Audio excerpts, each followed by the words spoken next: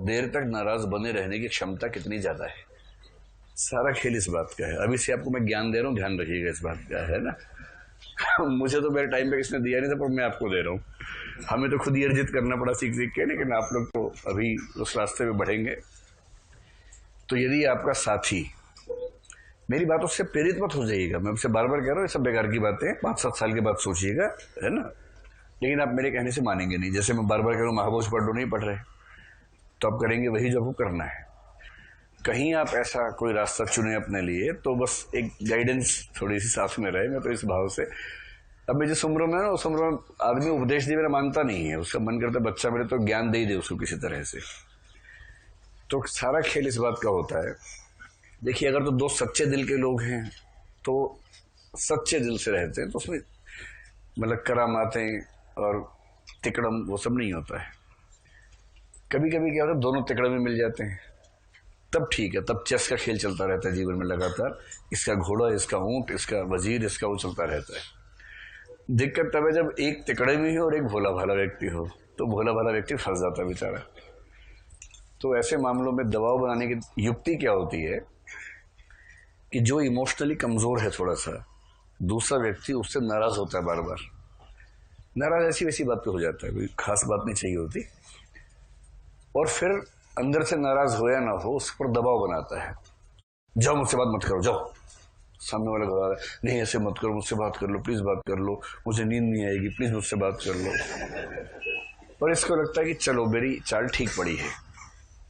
फिर ये एहसान दिखाता है, नहीं बात करो, ठीक से रहा करो, अगर आज के बाद ऐसे की बात नहीं करूंगी तुमसे मैं। तो कहते नहीं, मैं आगे से ठीक से रहूंगा, तुम ऐसे बस मत बोलो। और आंसू भी आ गए आंख में, और पता नहीं क्या क्या हो गया, गिल्ट फीलिंग, ये फीलिंग, वो फीलिंग सब आ गई। इसको गुस्सा था ही नहीं, ये नौटंकी थी बेसिकली, ये दबाव बनाने की साजिश थी। अब अगली बार के लिए तय हो गया कि जैसे ही नाराज होगा ये व्यक्ति बहुत जल्दी माफी मांग लेगा। फिर आमतौर पर संबंधों में क्या होता है कि एक व्यक्ति का काम नाराज होना होता है, दूसरे का काम माफी मांगना होता है। आप सबको हंसी जो आ रही है मैं समझ रहा हूँ, पापा मम्मी याद आ रहे होंगे आपको अपने अपने कि पापा मम्मी में से एक नाराज होता होगा, एक माफी मांगता होगा। ये सारे स्टैंडर्ड सभी फिक्स होते हैं जब शुरुआत में पहली बार वो लोग आपस में मिलते हैं, उसी समय तय हो जाता है। तो जब आपके जीवन में कभी ऐसा हो और कोई नाराज हो, और अगर आप ठीक हैं तो माफी मत मांगना, कॉन्फिडेंट रहना। अगर कोई आपसे कहे कि कल से बात नहीं करूंगी, तो बोलना कल से क्यों, आज से क्यों नहीं, let us start from today. कोई अगर धौंस दिखाए ना, धौंस में नहीं आना है। वो लोग पंजा लड़ाते हैं और बाकी लोग डर जाते हैं भोले वाले। कोई कहे कि आत्महत्या कर लूंगा, हाँ तो ठीक है। जीवन आपका, जीवन का अधिकार आपका, रस्सी आपकी, गला आपका, गर्दन आपकी, इसमें मैं क्या कर सकता हूं। बस मैसेज मत करना कि हाँ मर जाओ, वरना बाद में सबूत बन जाएगा। कोई अगर धमकाए तो ठीक है भाई, ऐसी भाषा में जिससे आप पर आरोप ना आता हो। कोई आपको मैसेज कर रहा है कि अगर तुम कल नहीं मिलने आओगी तो मैं जहर खा लूंगा, तो जवाब में लिखना सिर्फ इतना कि देखो जीवन आपका है, विवेक आपका है, समझदार व्यक्ति ऐसा नहीं करते, बाकी मतलब मेरी इसमें कोई जिम्मेदारी नहीं है। आप विवेकपूर्ण तरीके से अपने जीवन का फैसला करें बस। अब कल को कुछ भी हुआ तो प्रमाण आपके पास है कि आपने तो समझाया था। और कोई इन पर्सन बात करे पर्सनली आके मैं जहर खा लूंगा, बोतल लाया हूं, पर खाओ, सेलिब्रेट करो, चलो। कोई नहीं खाता वाता जहर, ऐसे सब ड्रामेबाज होते हैं, और जिनको खाना होता है बता के दिखाते हैं, और खाने के बाद बताते हैं। कल एक वीडियो आया, एक औरत ने जहर खा लिया, एक औरत ने उसको पानी वानी मारा कि क्यों जहर खाया। बोली मेरा मोबाइल गुम हो गया। 10,000 का मोबाइल था, वो गुम हो गया। देखा आपने, कल बड़ा फेमस हो गया वीडियो वाला। जहर असली बात पे खाते थे, फोन गुम हो गया। इस पे कौन खाता है कि प्रेमी गुम हो गया, प्रेमिका गुम हो गई, ये तो रिप्लेसेबल मामला हो सकता है। तू नहीं कोई और, सही ऐसा क्या है। 7 अरब की आबादी में आपको क्यों लगता है कि एक ही व्यक्ति है। दुनिया की आबादी 7 अरब है, 7 अरब है ना। अरे बहुत बहुत बड़े हैं दुनिया में, एक से बढ़कर एक लोग। किसी की धौंस में मत आइएगा, लेकिन धौंस दिखाइएगा मत, वो भी अच्छी बात नहीं है, दिखाना भी ठीक नहीं है।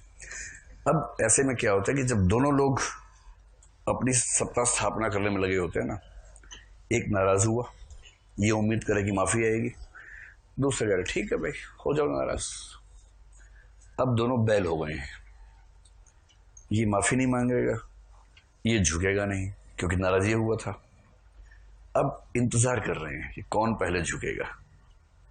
1 घंटा 2 घंटे, कमज़ोर दिल के लोग 2 घंटे से ऊपर नहीं झेल पाते, मजबूत दिल का आदमी झेल लेता है, इंसान झेलता है। एक शाम हो गई, रात हो गई, अब सोना है, वो अपने रूम में, ये अपने रूम में।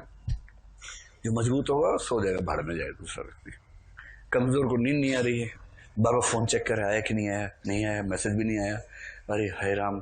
फिर दोस्त को बुलाया कि क्या करूं क्या करूं। दोस्त भी कच्चे दिल का है, यार एक बार ऐसा आदि काल में हुआ था, उसके बाद रिश्ता टूट गया था। अगर दोनों अड़ गए कि मैं माफ़ी नहीं मांगूंगा, मैं भी नहीं मांगूंगा, फिर 2-3 दिन बाद जब भी समझौता होगा, उस समझौते में निहित है कि अगली बार से बिना बात के नाराज नहीं होना है, और होगे तो उम्मीद मत करना ज़्यादा। धीरे धीरे ऐसी स्थिति आती है कि लोग फिर नाराज होना बंद कर देते हैं बिना बात के। जायज़ हो जाए तो होना ही चाहिए, अगर आपसे गलती है तो माफ़ी मांगनी ही चाहिए। पर कोई धौंस दिखाए आपको, कोई सिर्फ पंजा लड़ाने के लिए नाराज हो रहा हो, तो लड़ाना दो उसको अकेले ही। समझ में आ गया? तो बताओ हिंदी साहित्य जीवन में काम आता है कि नहीं आता है?